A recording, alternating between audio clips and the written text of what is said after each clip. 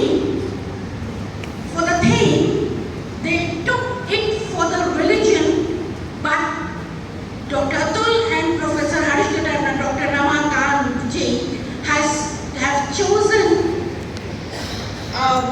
an excellent and very suitable resource person as keynote speaker who has covered all the aspects how Buddhist philosophy is expressed in Buddhist art.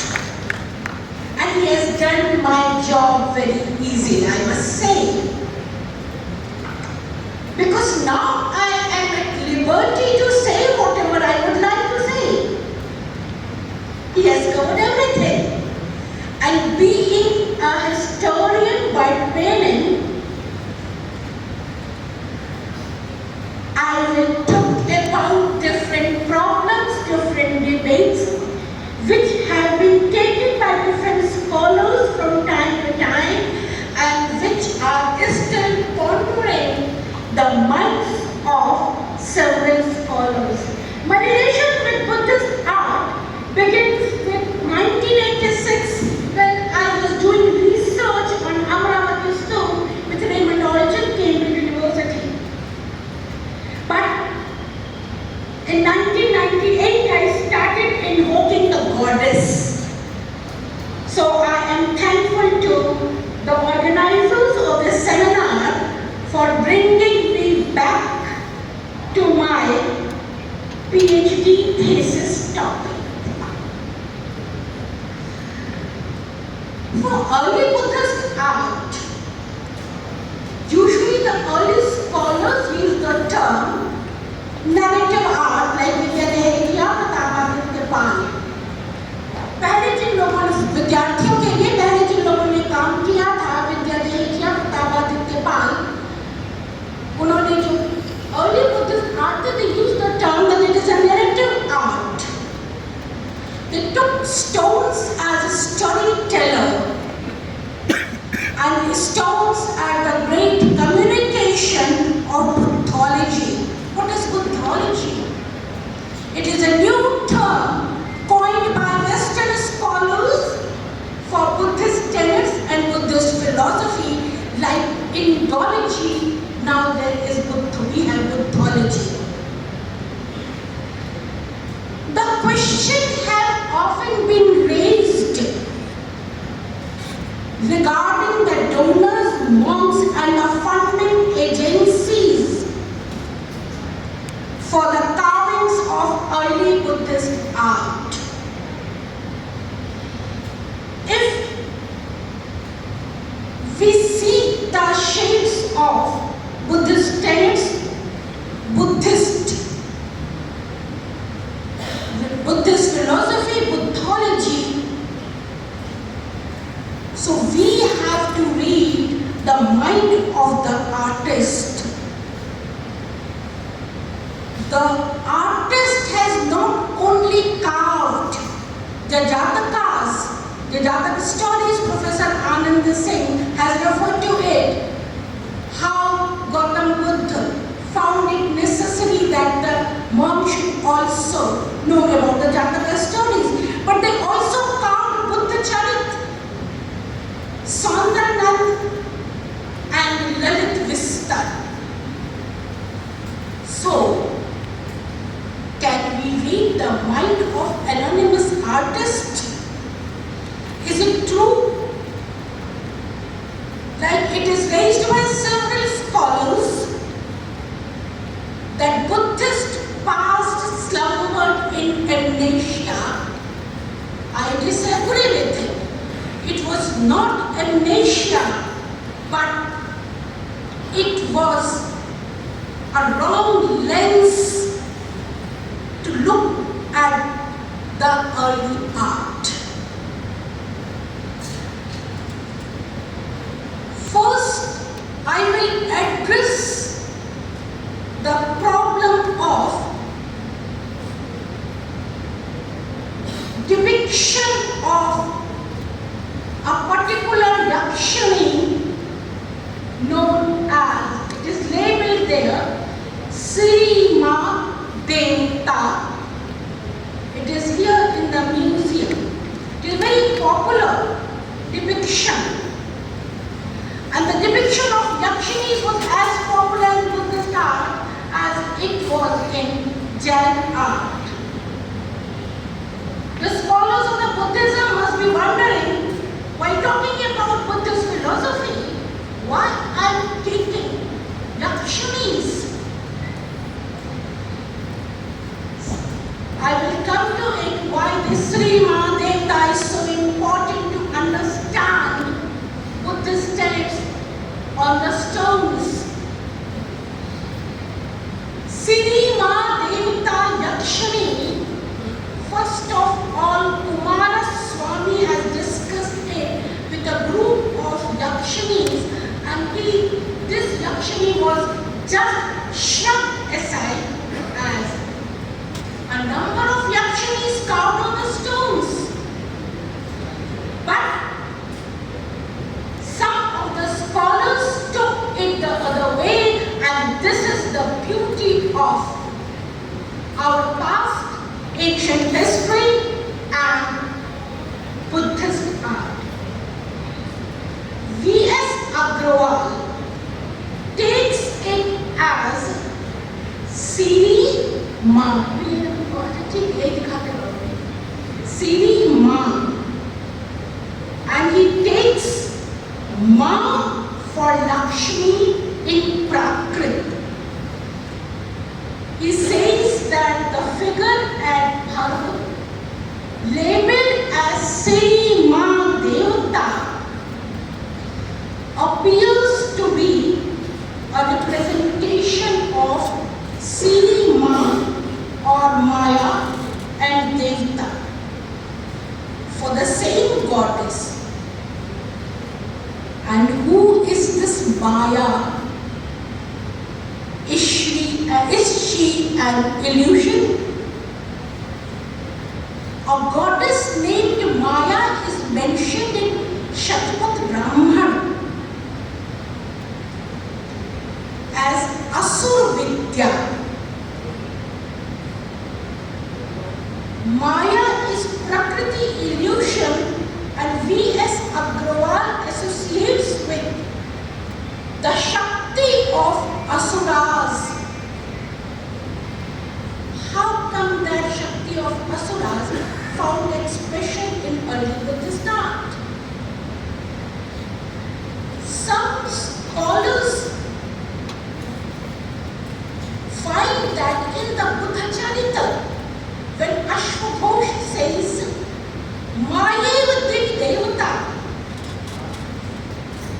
a goddess in heaven is called Maya. He is referring to Maya Devi,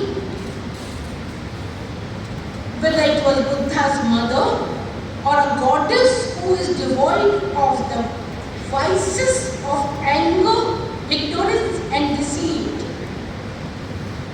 Who was this Maya depicted on the stone by the early artist? Who was the monk or the upasak who paid money for this enigma in early Buddhist art? E.S. Johnston, on the basis of papyrus of the 3rd century CE, says that invocation to the Isis, and she is identified with other goddesses of the world, and in that list a Maya is mentioned as Maya in India. And this Maya or Sri Mahadevta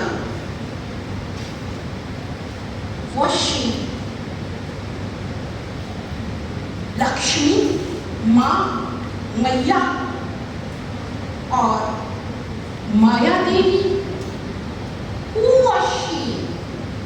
Carved on the stone in the 2nd century BCE.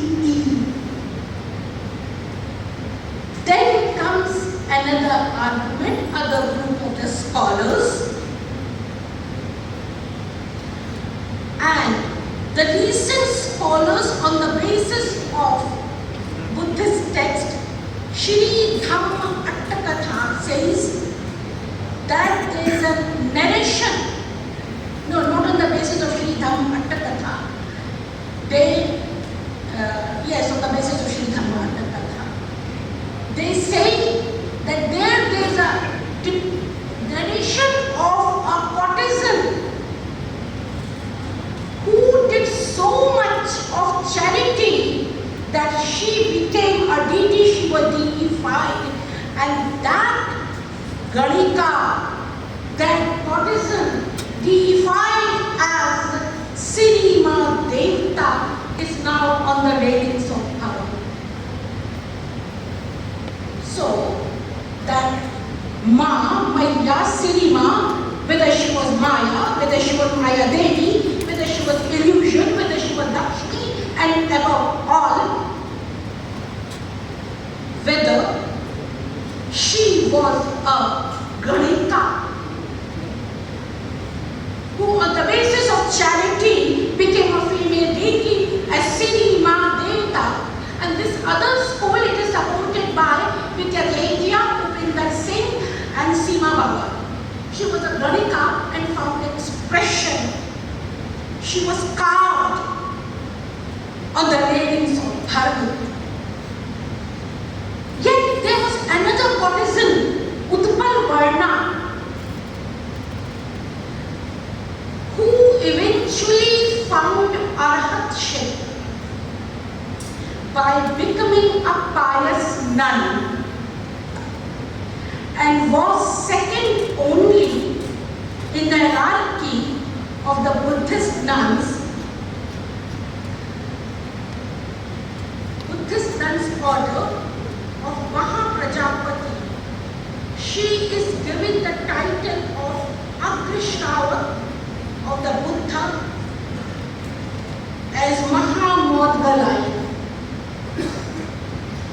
She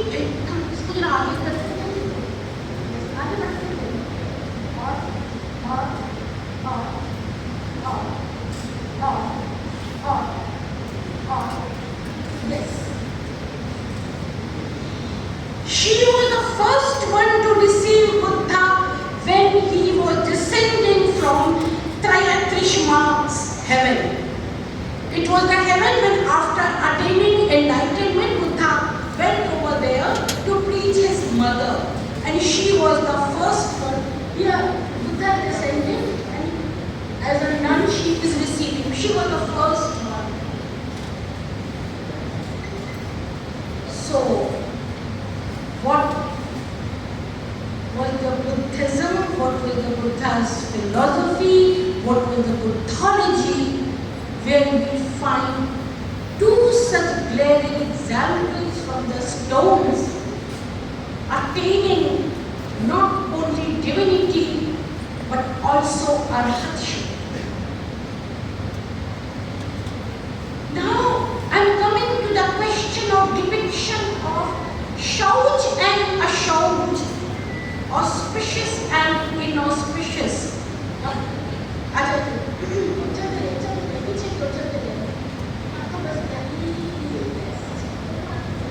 चलिए ठीक है।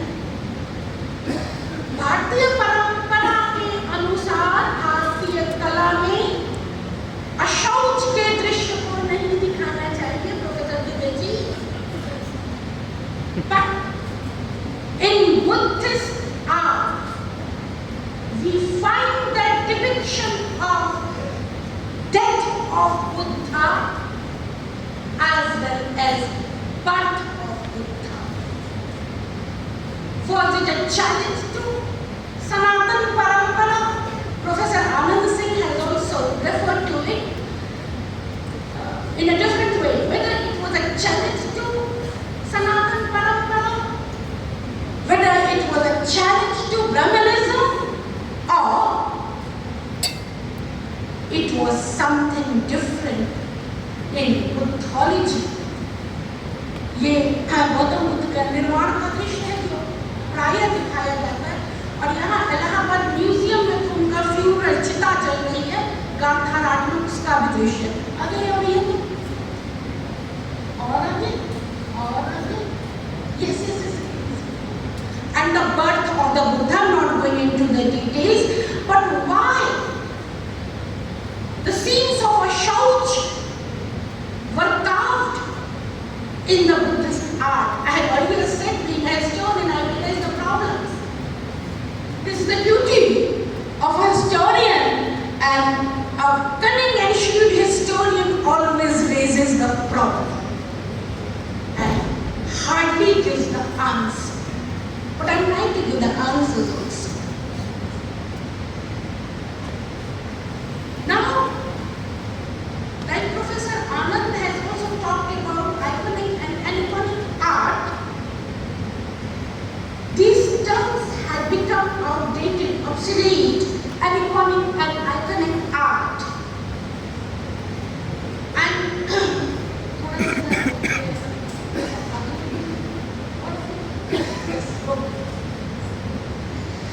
If we look at the symbols both in Daya and Throne wheel, Professor Sansingh has in a very genius way talked about the symbols.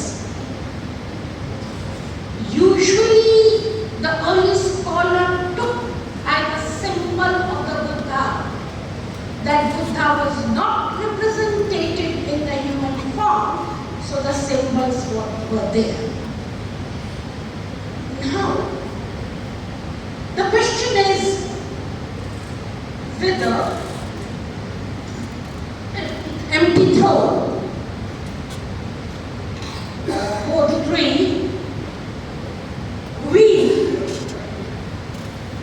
they represent the symbolic form of the Buddha. Professor Anand has said that in Brahmana Dharma image was Jivika, and in Buddhism image was symbol. So whether they were symbols of the Buddha or they represent that episode, that incident, enlightenment, Mahabhinishkamana, Dharma Chakra Pravartan, whether they were symbols of the Buddha or they were indicating that incident, or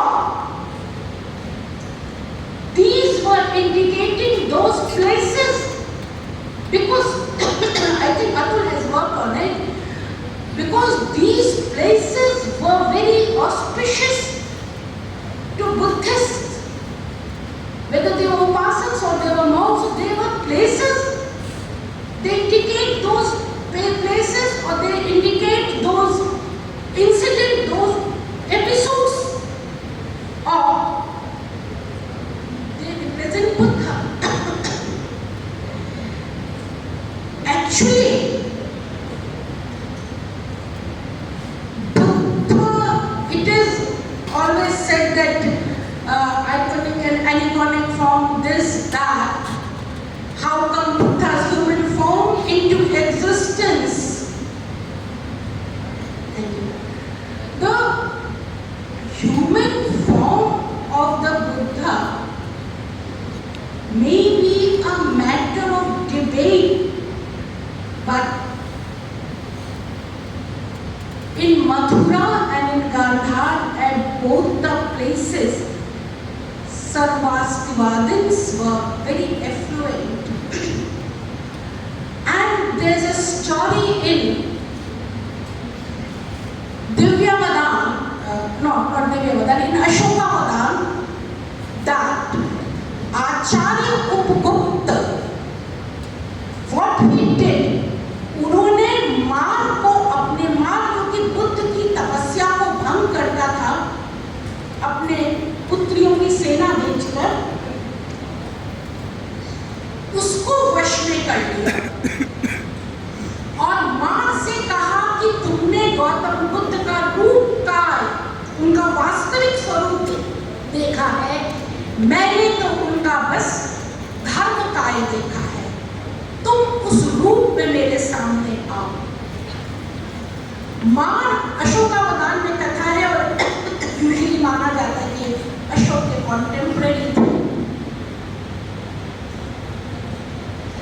मार्ग जब गौतम बुद्ध के रूप में आ रहा है, तब उपगुप्त उसकी उपासना कर रहे हैं और कह रहे हैं इस रूप से तुम्हें अब हम नहीं जाने देंगे। तो ये कहाँ यह प्रश्न उठता है कि मनुष्य रूप में गौतम बुद्ध का प्रदर्शन होता था अथवा नहीं होता था। दूसरे दिव्यावतार में कथा आती है, अजातशत्रु से कहा जाता गौतम बुद्ध उस पार खड़े हैं।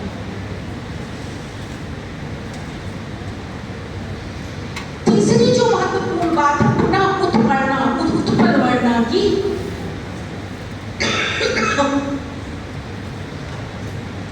जब Gautam Buddha when he comes descends from the heaven, then Utpal वर्णा tells him that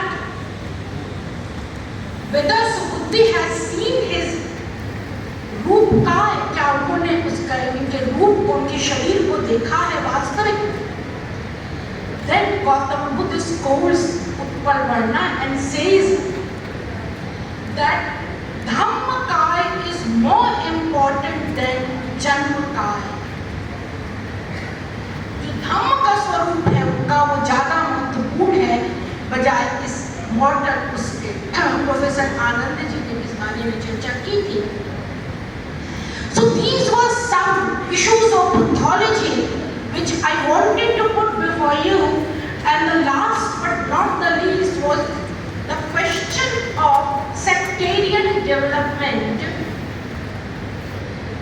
monastic and majority donation की बात आनंद जी ने की थी।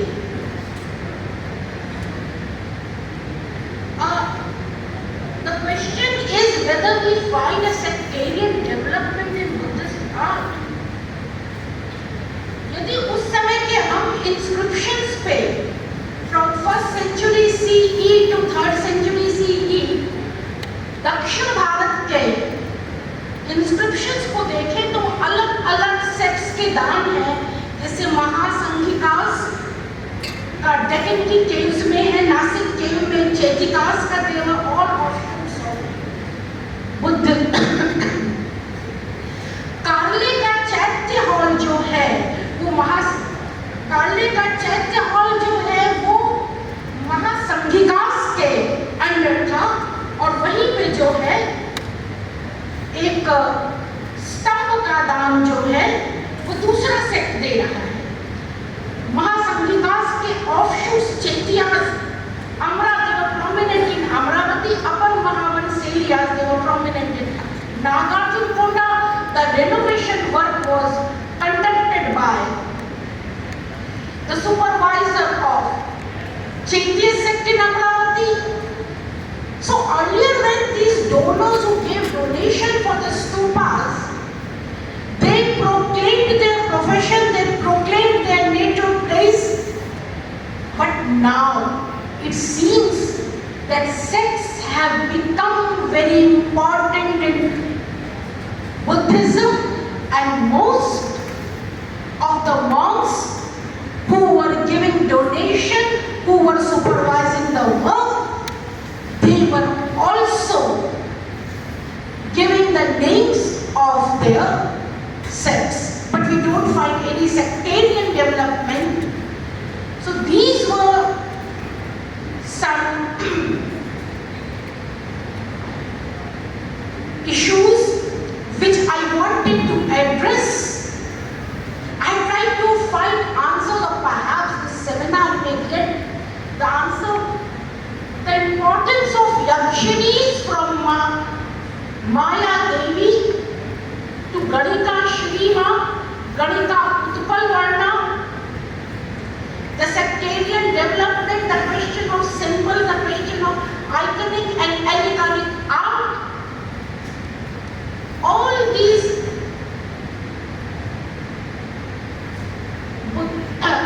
issues of Buddhology, all these tenets, they found expression in art, in inscriptions,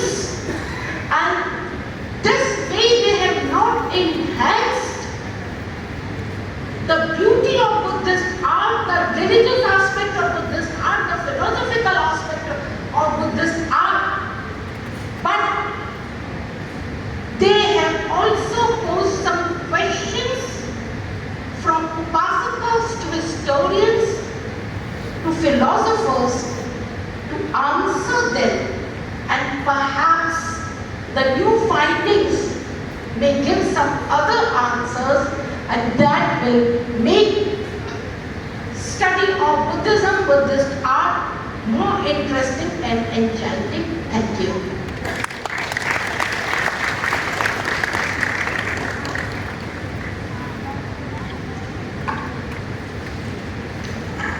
Thank you so much, ma'am. I mean, there are a few people in the audience sitting in the front booth and on the dais, which I have to admit, without any fault, make me speechless. To speak on your, or to even comment or say something on your delivery or rendition would be a travesty. You just extended what Professor Anand sir said, and you also raised several very valid questions which may prove to be very significant and important for the young researchers who are there in a huge number in this gathering. And she provided some solutions also. She talked about the impacts of the mind of an artist on the actual art creation. She also talked about the influences of the thought process of a creator and the donative patterns in Buddhism, ultimately on the socio-economic structure as well. Thank you so much, ma'am, for highlighting such unexplored areas, and I do believe that they will provide valuable insights and motivation for the researchers in the department as well as other researchers. Thank you so much. Now,